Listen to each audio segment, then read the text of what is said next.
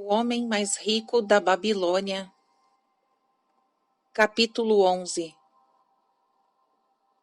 O homem de mais sorte da Babilônia. À frente de sua caravana, vem orgulhosamente montando Sharru-Nada, o mais importante comerciante da Babilônia. Ele gosta de roupas finas e está usando uma túnica elegante e cara. Gosta de animais de classe e está montando seu vigoroso garanhão árabe. Quem quer que o contemplasse dificilmente adivinharia sua avançada idade. E certamente ninguém teria suspeitado de que por dentro ele se achava bastante preocupado. A viagem desde Damasco é longa e não tem conta as adversidades do deserto. Ele não pensava nelas. As tribos árabes são ferozes e ávidas por pilhar caravanas ricas. Ele não as temia, pois seus muitos guardas montados eram uma proteção. O que o enchia de inquietação era o jovem ao seu lado que estava trazendo de Damasco. Tratava-se de Radã Gula, o neto de um velho sócio, Arad Gula, a quem ele sentia ligado por uma dívida de gratidão que nunca poderia ser paga. Gostaria de fazer algo pelo rapaz, mas quando mais pensava nisso, mais lhe parecia difícil por causa do próprio jovem. Vendo os anéis e os brincos do jovem, pensou em si para consigo. Ele acha que as joias são para homens, embora tenha o mesmo rosto enérgico do avô. Mas este não usava túnicas tão berrantes. Procurei, porém, trazê-lo na esperança de ajudá-lo a começar por si mesmo, a livrar da ruína o que o seu pai tem feito na herança deles. Radã Gula tirou-o de seus pensamentos. Por que trabalha tão arduamente, acompanhando sempre sua caravana em longas viagens? Nunca arranja tempo para gozar a vida? Gozar a vida? Repetiu Sharru-Nada, sorrindo. O que você faria para gozar a vida se estivesse no meu lugar? Se fosse tão rico quanto você, levaria a vida de um príncipe. Nunca montaria um animal para cruzar o tórrido deserto. Gastaria ciclos tão rapidamente quanto viessem para minha bolsa. Usaria as mais caras túnicas e as joias mais raras. Seria uma vida a meu gosto, algo que realmente valeria a pena. Os dois riram. Seu avô não usava joias, disse Sharru-Nada pensativo. Depois continuou brincando.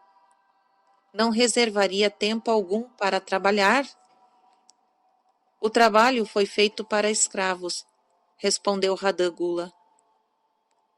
Sharru-Nada mordeu os lábios, mas não fez nenhuma réplica, seguindo o silêncio até que a trilha os tivesse levado ao declive. Ali freou a montaria e apontou ao longe o vale verdejante. Veja, aí se acha o vale. Procure levar mais adiante seus olhos e entreverá ainda indistintamente as muralhas da Babilônia. A torre é o templo de Bel. Se tiver olhos de lince, perceberá inclusive a fumaça que sobe do fogo perene instalado em seu topo.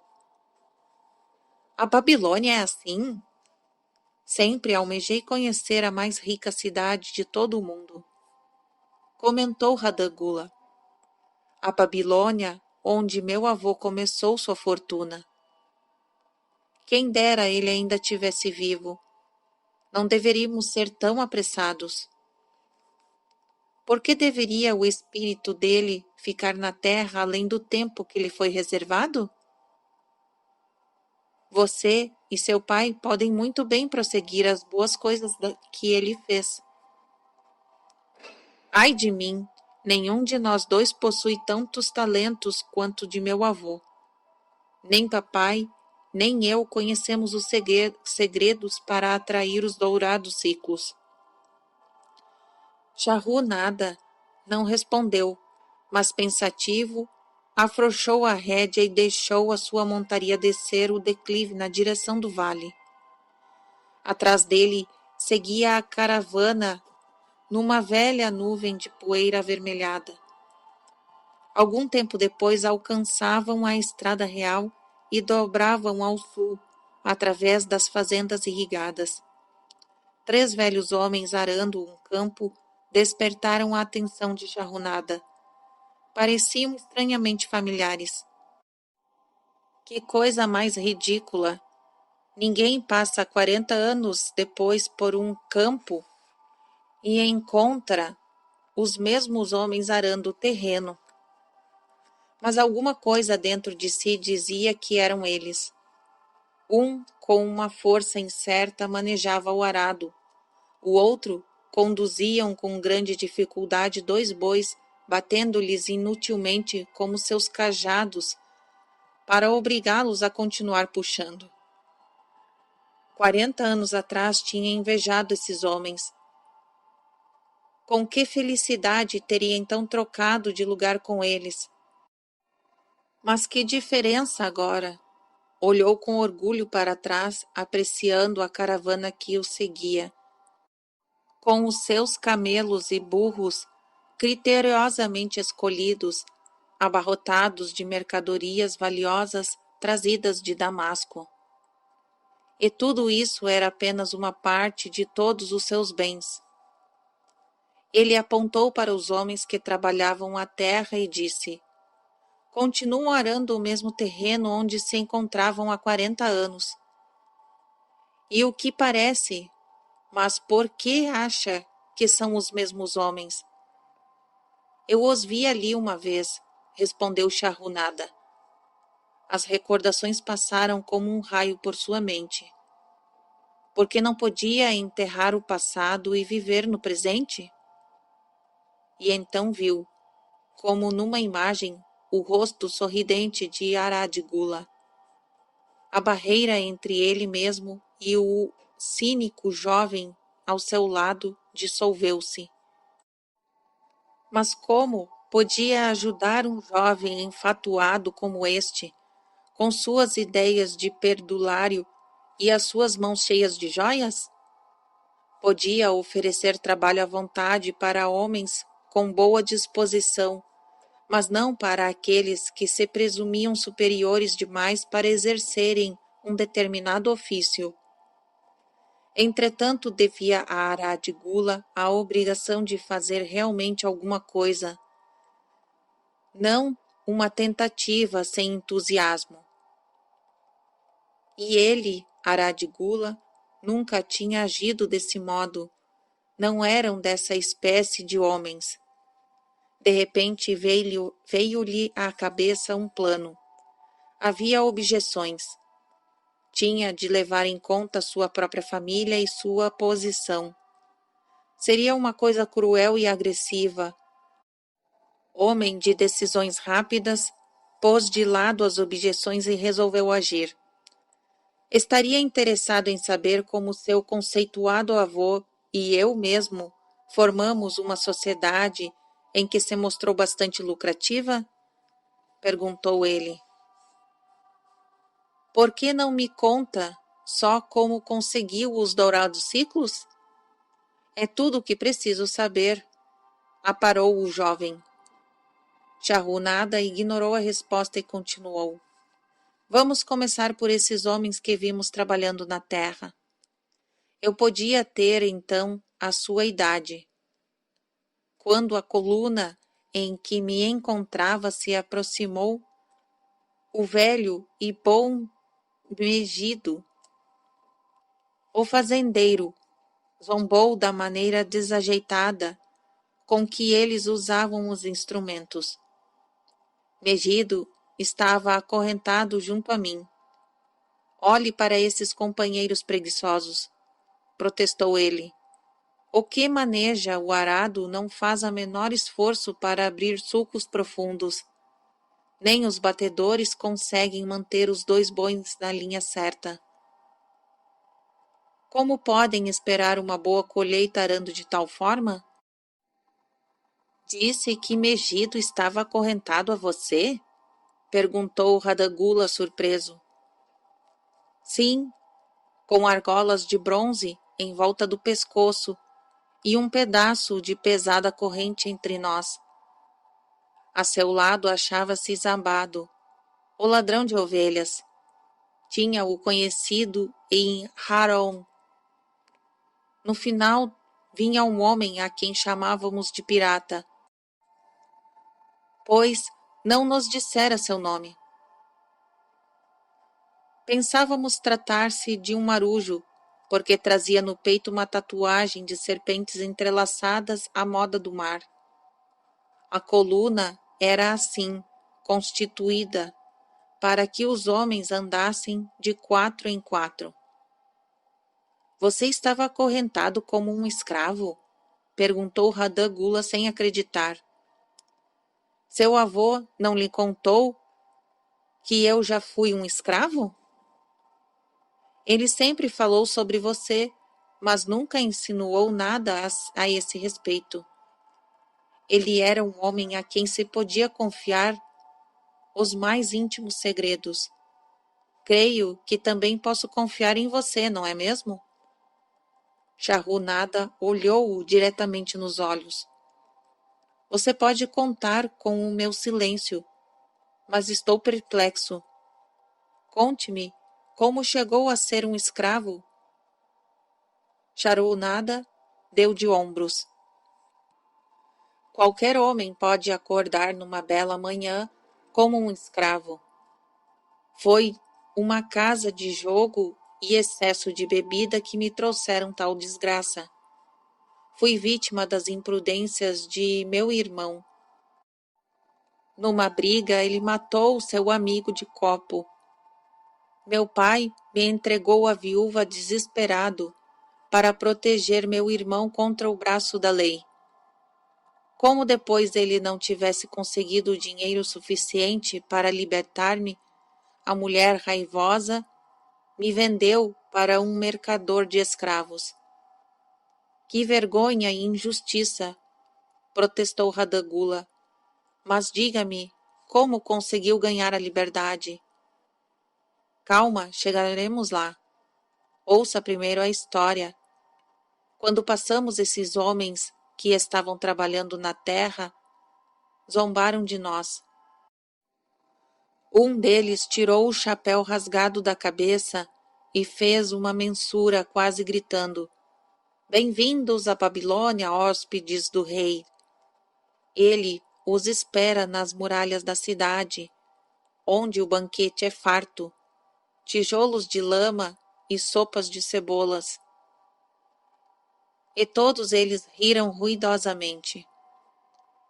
Pirata encolerizou-se e xingou-os. Que querem dizer com isso? Que o rei nos espera nas muralhas? Perguntei-lhe. Que vamos para as muralhas da cidade carregar tijolos até que nossas costas se quebrem. Talvez eles o surrem até a morte antes que os próprios tijolos acabem com vocês. Mas eu não deixarei que me batam. Eu os matarei. Megido tomou a palavra. Não faz sentido para mim a ideia de amos batendo em escravos, diligentes dispostos ao trabalho até a morte. Os amos gostam de seus bons escravos e tratam-nos bem. Quem quer trabalhar pesado? Comentou Zabado. Esses homens aí curvados ao arado são sujeitinhos espertos. Não estão quebrando as próprias costas. Só fazem de conta que estão dando duro. Você não prospera usando a malandragem, protestou Megido. Se conseguir lavrar 1 hectare, terá sido um bom dia de trabalho.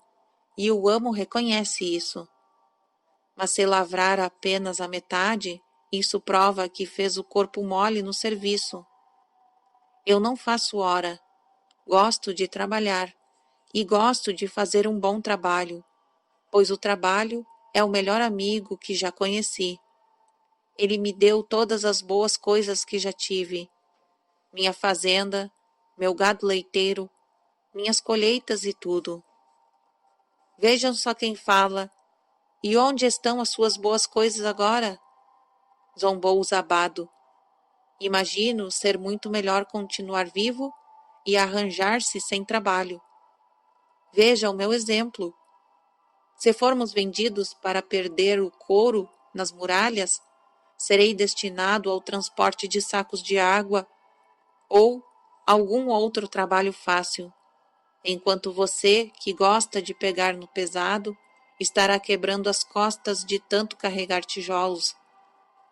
Com um riso idiota, ficou em silêncio de novo. O terror apoderou-se de mim naquela noite. Não pude conciliar o sono. Aproximei-me da corrente mestra e, quando os outros dormiam, atraí a atenção de Godoso, que era o primeiro a ficar de vigia. Ele era um daqueles bandidos árabes, espécie de tratante, que, além de roubar dinheiro da vítima, não hesitava igualmente de cortar-lhe a garganta. Diga-me, Godoso, sussurrei, quando chegarmos à Babilônia, seremos vendidos para trabalhar nas muralhas? Por que quer saber? Perguntou ele cautelosamente. Mas não está vendo logo? Insisti. Sou jovem, quero viver. Não quero trabalhar nem ser espancado até a morte nas muralhas. Tenho alguma chance de encontrar um bom amo? Ele sussurrou de volta. Vou lhe contar uma coisa. Você é um bom camarada. Não perturba, Godoso. Estive muitas vezes no mercado de escravos. Agora ouça. Quando os compradores aparecerem, diga-lhe que é um bom trabalhador e que gosta de trabalhar muito para um bom amo. Faça com que eles queiram comprá-lo. Do contrário, já no outro dia estará carregando tijolos, dando um duro dos diabos. Depois que ele se afastou, deitei-me na areia quente, olhando as estrelas e pensando em trabalho. Megido teimara que este era o seu melhor amigo. Muito me surpreenderia se eu também viesse a ter a mesma opinião. Certamente teria se o trabalho me livrasse de tudo aquilo. Quando Megido acordou, contei-lhe baixinho umas novas boas. Era o nosso único raio de esperança quando nos pusemos a marchar para a Babilônia. No fim da tarde aproximamo-nos das muralhas e pudemos ver as fileiras de homens, como formigas negras, subindo e descendo ladeiras íngremes. De mais perto ainda ficamos impressionados com os milhares de homens trabalhando. Alguns estavam cavando um fosso, outros confundiam-se com a sujeira dos tijolos de lama. O maior número carregava os tijolos em imensos cestos, através de trilhas escarpadas até os pedreiros. Inspetores praguejavam contra os retardatários e desciam um chicote no couro do boi nas costas daqueles que não conseguiam ficar em linha. Víamos os pobres companheiros vacilarem esgotados e caírem sob o peso de seus cestos, incapazes de tornarem a levantar-se. Se a chicotada alcançava-lhe os pés, eles eram arrastados para o lado dos caminhos e deixados ali contorcendo-se de dor.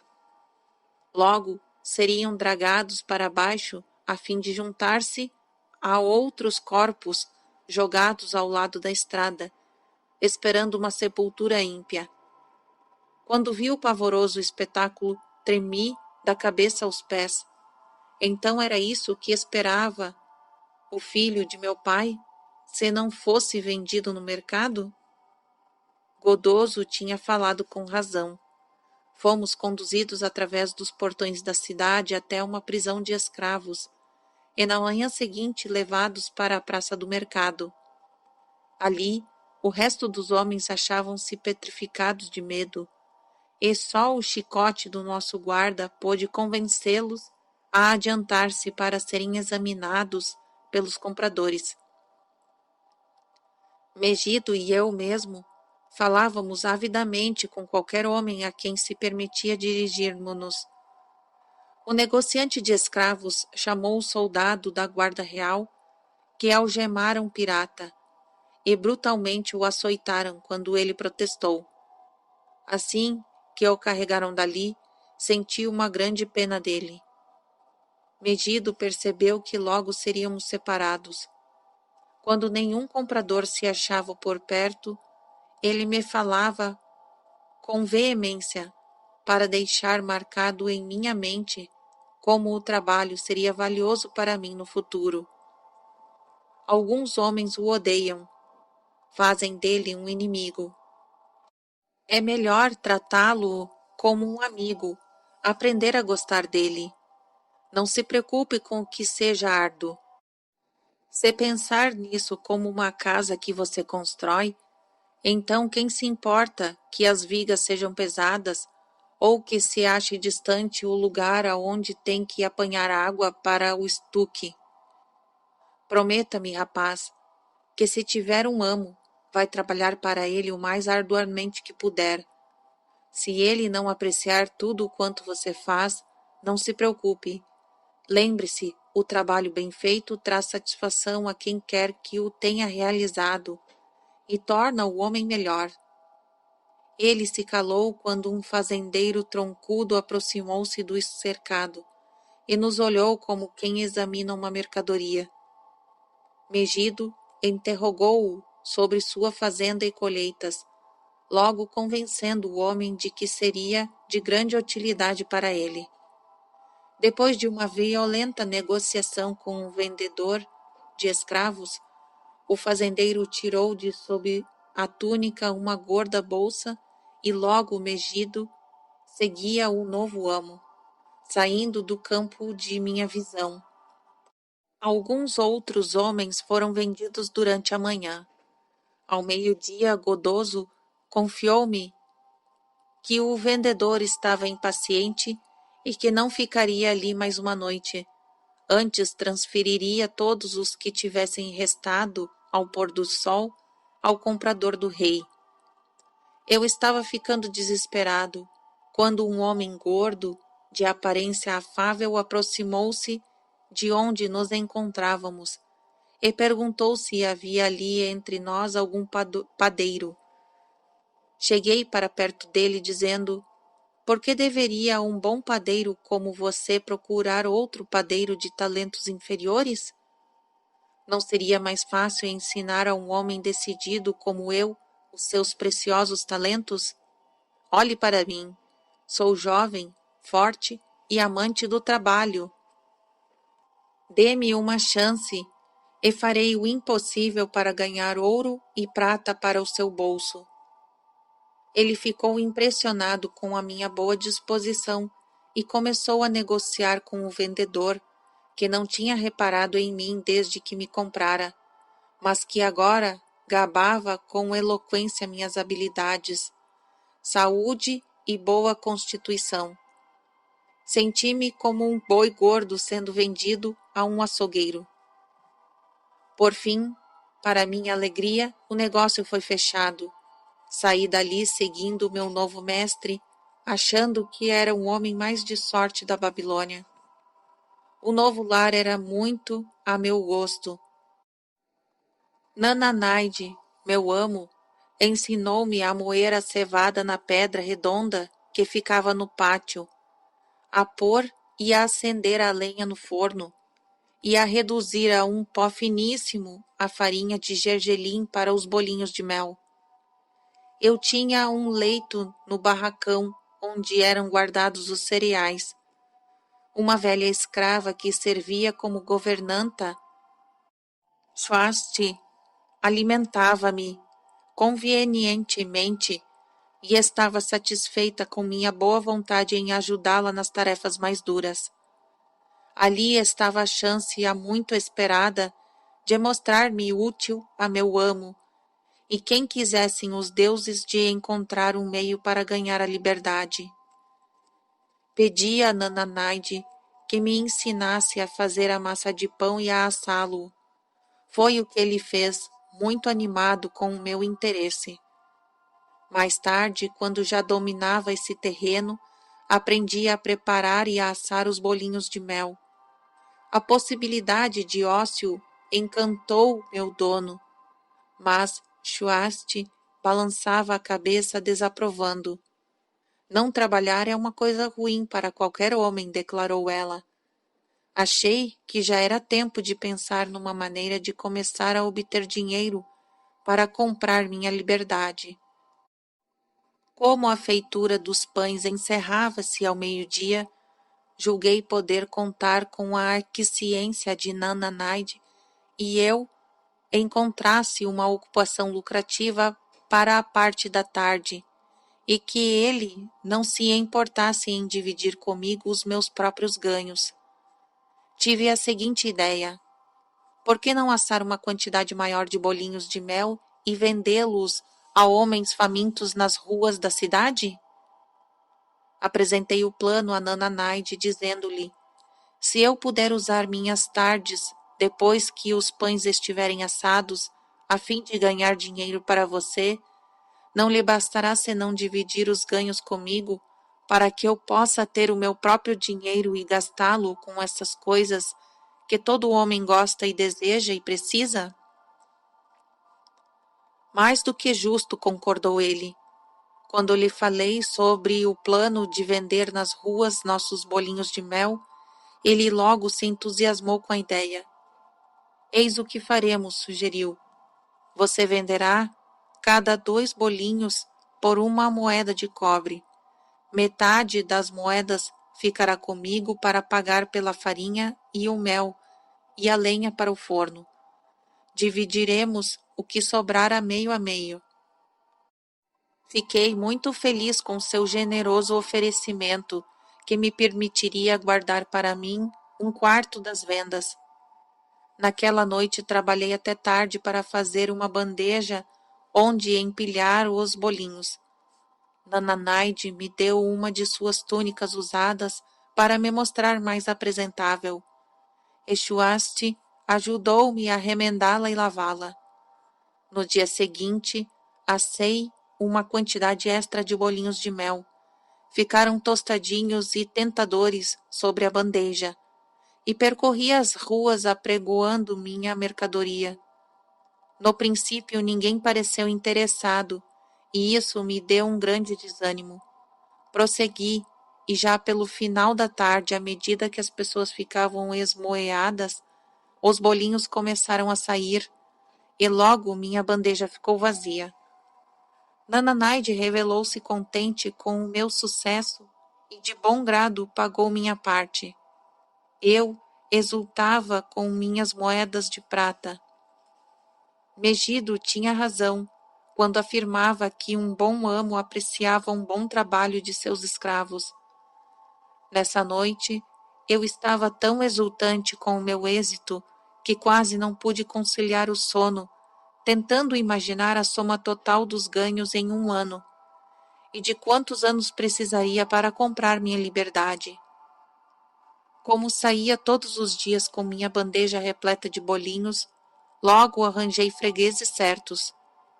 Um destes não era outro senão seu avô, Ará de Gula. Ele era um comerciante de tapetes e vendia para todas as donas de casa, indo de uma ponta a outra da cidade, acompanhado por um burro abarrotado de tapetes e um escravo negro para desdobrá-los. Ele comprava 2 bolinhos para si mesmo e 2 para outros, para o escravo, sempre se detendo para conversar comigo enquanto os comia. Seu avô disse-me um dia uma coisa que nunca mais esquecerei. Gosto dos seus bolinhos, meu jovem, mas muito mais da maneira refinada com que você os oferece. Esse espírito de iniciativa pode levá-lo longe na estrada do sucesso. Mas como pode entender, Radagula, o que tais palavras de encorajamento podem significar para um escravo ainda jovem, sozinho numa grande cidade, lutando com tudo o que tinha em si para encontrar um modo de livrar-se das humilhações? À medida que os meses passavam, eu ia economizando cada vez mais os meus trocados. Meu alforje, preso ao cinto, ia começando a ganhar um peso bem gostoso. O trabalho estava sendo provado ser meu melhor amigo, exatamente como dissera Megido. Eu estava feliz, mas Shuasti mostrava-se preocupada. Temo que o nosso amo esteja dissipando um tempo precioso nessas mesas de jogo, disse ela. Não coube a mim, de contente, quando um dia cruzei com o meu amigo Megido na rua. Ele conduzia ao mercado 3 burros carregados de verduras. Eu estou indo muito bem, disse ele. Meu amo aprecia tanto o meu bom trabalho que agora sou capataz. Como vê, ele me confia os negócios no mercado e, inclusive, mandou buscar minha família. O trabalho está me ajudando a recuperar-me dos meus grandes problemas. Algum dia me ajudará a comprar a minha liberdade e ter de volta a minha fazenda. O tempo foi passando e Nananaide tornou-se cada vez mais ansioso pelo meu retorno após a venda dos bolinhos. Ele ficava me esperando e avidamente contava e dividia nosso dinheiro. Chegou a instar comigo para que visitasse praças mais distantes e aumentasse as vendas. Frequentemente, eu ia além dos portões da cidade para atender os inspetores dos escravos que construíam as muralhas. Eu odiava aquelas desagradáveis visões, mas achei entre os inspetores fregueses liberais. Um dia fiquei surpreso ao ver Zabado esperando numa fila para encher o cesto com tijolos. Ele estava pálido e alquebrado, as costas cobertas de chagas e lanhuras devido ao chicote dos inspetores. Tive pena dele e estendi-lhe um bolinho, que ele devorou imediatamente como um animal faminto. Percebendo seu olhar guloso, corri antes que me arrebatasse a bandeja. Por que trabalha tão arduamente? Perguntou-me um dia Aradigula. Quase a mesma pergunta que você me fez hoje, lembra-se? Contei-lhe o que Megido dissera sobre o trabalho e como este estava provocando e provando ser o seu melhor amigo. Mostrei-lhe com orgulho meu alforje repleto de moedas, acrescentando que economizava a fim de comprar a minha liberdade. Quando estiver livre, o que fará? Quis saber seu avô. Bem, eu respondi, tenciono tornar-me comerciante. Foi aí que ele me confidenciou uma coisa de quem eu nunca tinha suspeitado. Aposto que não sabe que sou também um escravo. Formei uma sociedade com meu amo. Alto lá, interveio Radagula. Não ouvirei mentiras que ultrajem meu avô. Ele não foi escravo. E seus olhos faiscavam de raiva. Charrunada manteve-se calmo. Respeito seu avô por ter superado o infortúnio, tornando-se um cidadão proeminente em Damasco. Acha que você, seu neto, é feito do mesmo molde? Já és homem suficiente para encarar a verdade, ou prefere viver alimentando falsas ilusões? Radha Gula endireitou-se na cela.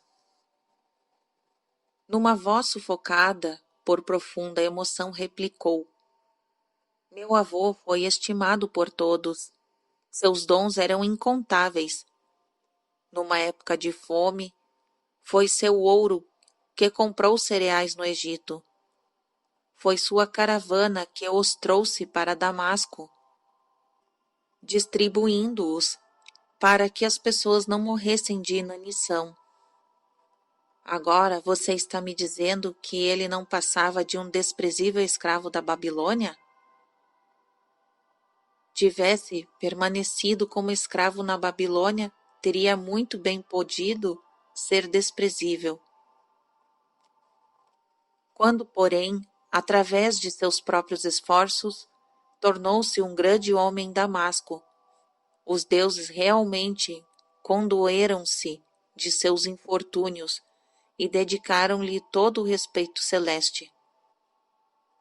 Depois de ter me contado que era um escravo, continuou Charrunada, explicou como estivera ansioso para ganhar a sua liberdade.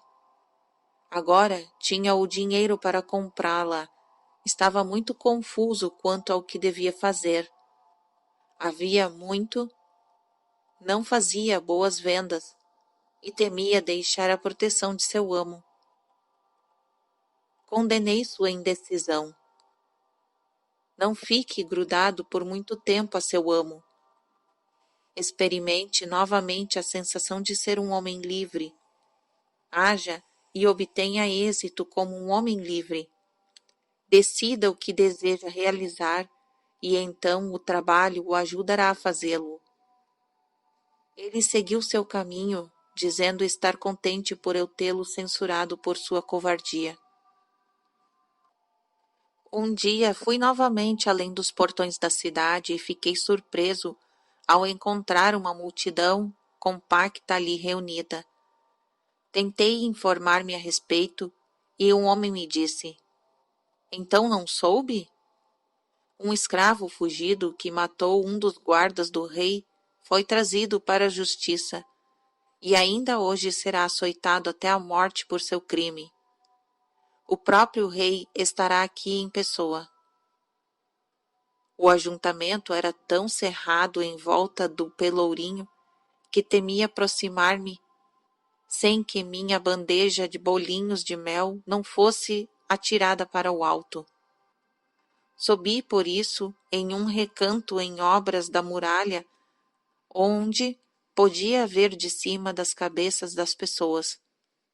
Pude ter ali uma ótima visão do próprio Nabucodonosor, conduzido o seu carro de ouro. Nunca tinha contemplado tanta grandeza, túnicas tão magníficas e cortinas de pano dourado e veludo. Eu não podia ver o castigo, embora conseguisse ouvir os gritos lancinantes do pobre escravo. Admirava-me que alguém tão nobre como o nosso magnífico rei tivesse condições de apreciar aquele sofrimento. Mas quando vi que ele estava rindo e brincando com os cortesãos, percebi que ele era cruel e compreendi por que tarefas tão desumanas eram exigidas dos escravos que construíam as muralhas. Depois que o escravo morreu, seu corpo foi preso a um poste de madeira por uma corda ligada a um de seus pés, para que todos pudessem ver. Como a multidão começava a desfazer-se, cheguei mais perto. Sobre o peito cabeludo do supliciado, reconheci a tatuagem das duas serpentes entrelaçadas. Era o pirata. Na próxima vez que encontrei Arad Gula, ele era um homem mudado. Cumprimentou-me, cheio de entusiasmo. Veja, o escravo que você conheceu agora é um homem livre. Havia mágica em suas palavras. Minhas vendas e meus lucros cresceram. Minha esposa não cabe em si de contente. Ela era uma mulher livre, sobrinha de meu amo. Ela deseja bastante que nos mudemos para outra cidade onde ninguém saiba que já fui um escravo. Desse modo, nossos filhos estarão livres de censuras, devido ao infortúnio do pai. O trabalho tornou-se meu melhor esteio. Capacitou-me a recuperar a confiança em minha habilidade para vender.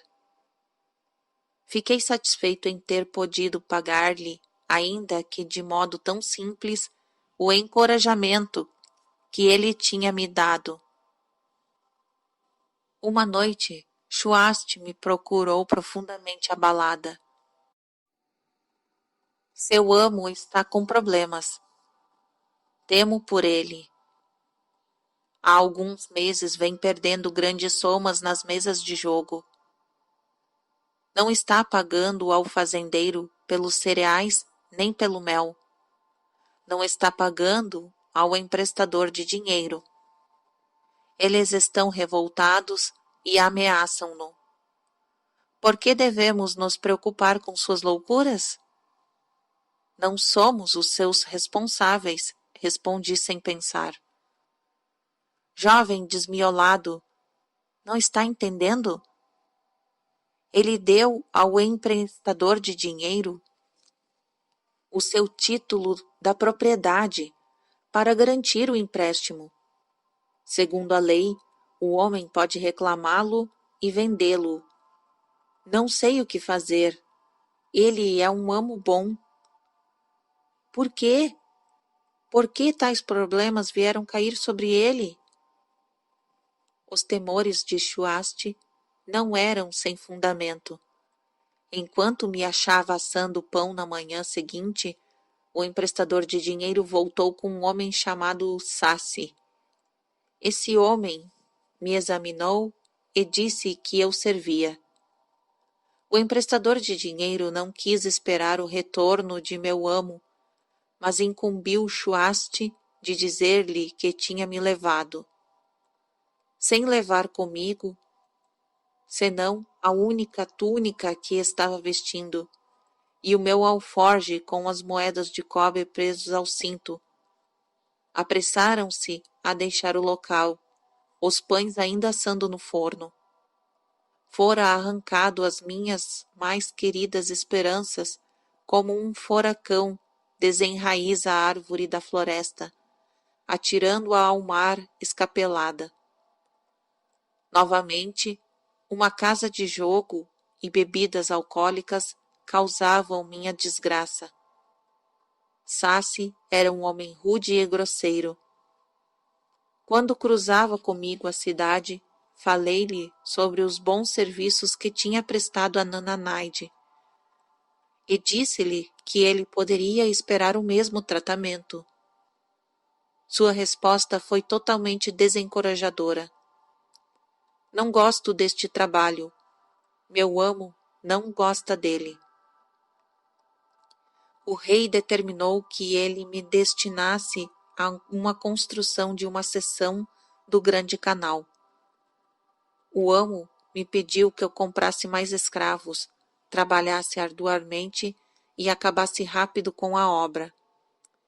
Ora, como pode algum homem acabar rapidamente com uma obra grande como aquela? Imagine um deserto sem árvore alguma, apenas pequenos arbustos e um sol queimando como uma tal fúria que a água em nossos barris já não prestava, de tão quente, para matar a nossa sede. Imagine agora filas de homens descendo aos profundos buracos escavados e dali trazendo pesados cestos de areia fofa através de caminhos poeirentos, da manhã até a noite. Imagine a comida servida em gamelas, onde todos comiam juntos como porcos. Não tínhamos tendas nem palha para as camas. Foi essa a situação em que me achei. Enterrei meu alforje num lugar marcado, meio descrente de que no futuro viesse a desencavá-lo. Nos primeiros tempos trabalhei com boa vontade, mas à medida que os meses se arrastavam, senti meu ânimo fraquejar. Então a febre tomou conta do meu corpo exausto, perdi o apetite e mal podia levar à boca pedaços de carneiros e verduras. À noite via-me completamente vencido pela insônia. Em minha desgraça, perguntava-me se o plano desabado não era o mesmo o melhor, fazer corpo mole para não condenar o próprio corpo ao esmorecimento. Depois lembrei-me da última visão que tive dele e convenci-me de que o velho camarada estava errado. Meus pensamentos voltaram-se para o pirata e toda aquela amargura e me perguntei se também podia ser justo brigar e matar. A recomendação de seu corpo ensanguentado me mostrou que seu plano não tinha a menor serventia. Lembrei-me então da última vez em que vi Megido. Suas mãos mostravam calos imensos devido ao trabalho árduo, mas seu coração era leve e havia contentamento em seu rosto. Seu plano era melhor. Mas eu tinha tanta disposição para o trabalho quanto Megido. Ele podia não ter trabalhado tão duro quanto eu. Porque o meu trabalho não me trouxe felicidade e sucesso? Ora, era o trabalho que trazia felicidade a Megido, ou isso acontecia devido à intervenção dos deuses. Estaria escrito que eu deveria trabalhar a vida inteira sem satisfação de meus desejos, sem felicidades ou sucesso? Todas estas questões misturavam-se em minha cabeça e eu não encontrava uma resposta sequer. Realmente me achava lamentavelmente confuso. Vários dias depois, quando já se parecia que me encontrava no limite de minha resistência, ainda sem atinar com qualquer solução, Sassi me procurou. Um mensageiro veio em nome de meu mestre buscar-me para me levar de volta à Babilônia. Desenterrei meu precioso alforje, enrolei-me nos restos andrajosos de minha túnica e segui caminho, montado atrás do mensageiro. À medida que progredíamos, os mesmos pensamentos de um furacão, atirando-me de um lado para o outro, assaltaram meu cérebro nervoso. Eu parecia estar vivendo as misteriosas palavras de uma canção de Ahon, minha cidade natal, que dizia o seguinte: atacando um homem como um redemoinho, conduzindo-me como uma tempestade, cujo curso ninguém pode seguir, cujo destino ninguém pode prever.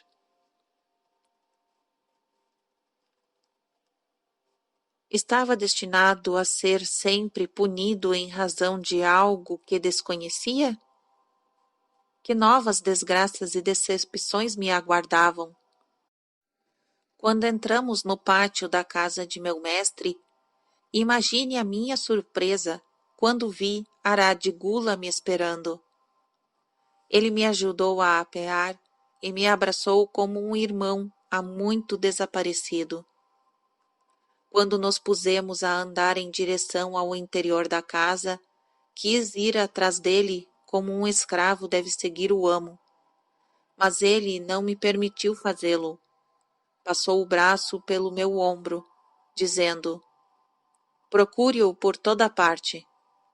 Quando já me dava por vencido, encontrei Shuasti, que me falou sobre o emprestador de dinheiro, que me conduziu até o seu nobre dono. As negociações foram difíceis por causa dele, que ainda me fez pagar por um preço exorbitante, mas você merecia todos os sacrifícios. Sua filosofia e iniciativa foram a minha inspiração para esse novo sucesso. A filosofia de Megido, não a minha, atalhei. A filosofia de Megido é sua. Graças a ambos, estamos indo a Damasco, e eu preciso de você como meu sócio. Veja, exclamou ele, em um momento você será um homem livre. Dizendo isto, retirou de sob a túnica a tabuinha de argila onde estava gravado o meu título de propriedade. Levantou-a acima da cabeça e arremessou-a contra o chão de pedras. Com satisfação esmagou-a com os pés e fragmentos até que se reduzissem a pó. Lágrimas de gratidão encheram-me os olhos. Eu sabia que era o homem de mais sorte na Babilônia. Como vê, o trabalho, no tempo de minhas maiores desgraças, provou ser meu melhor amigo. Minha disposição para o serviço capacitou-me a escapar de ser vencido para fazer parte das turmas de escravos nas muralhas. Isso também impressionou seu avô, que me escolheu como seu sócio. O trabalho é a chave secreta de meu avô para os seus ciclos de ouro? Perguntou Radagula. Era a única chave que ele possuía quando o conheci, replicou Charrunada. Seu avô adorava o trabalho. Os deuses apreciaram seu esforço e o recompensaram com liberalidade. Começo a ver, disse Radagula pensativo. O trabalho atraiu seus muitos amigos, que admiram sua diligência e o sucesso que isso trouxe. O trabalho trouxe-lhe o respeito de que tanto gozou em Damasco. O trabalho trouxe-lhe todas estas coisas que aprovei. E eu, que achava que o trabalho somente convinha a escravos. A vida é repleta de prazeres que os homens podem gozar, comentou Charrunada. Cada um deles tem o seu lugar. Fico contente com que o trabalho não esteja restrito a escravos. Fosse assim, eu me veria privado de meu maior prazer. Não há nada que me dê uma soma maior de satisfação do que o trabalho. Charrunada e Radagula seguiram cobertos pelas sombras das muralhas torreadas até os maciços portões de bronze da Babilônia. À aproximação deles, os guardas ali postados tiveram a atenção despertada e respeitosamente saudaram um honrado cidadão. Com a cabeça erguida, Charrunada passou com a grande caravana pelos portões e subiu as ruas da cidade. Sempre aspirei a tornar-me um homem como meu avô, confidenciou-lhe Radagula. Nunca tinha percebido o tipo de homem que ele foi. Você me mostrou isso.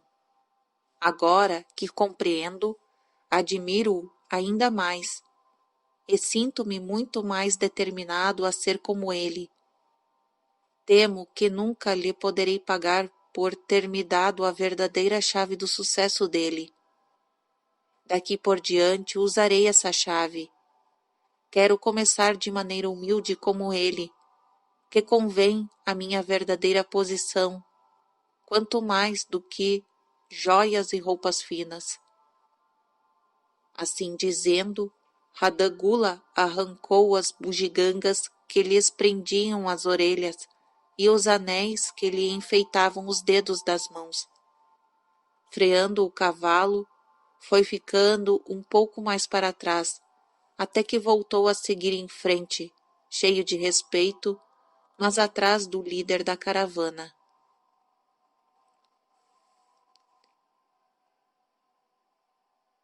Fim do capítulo 11.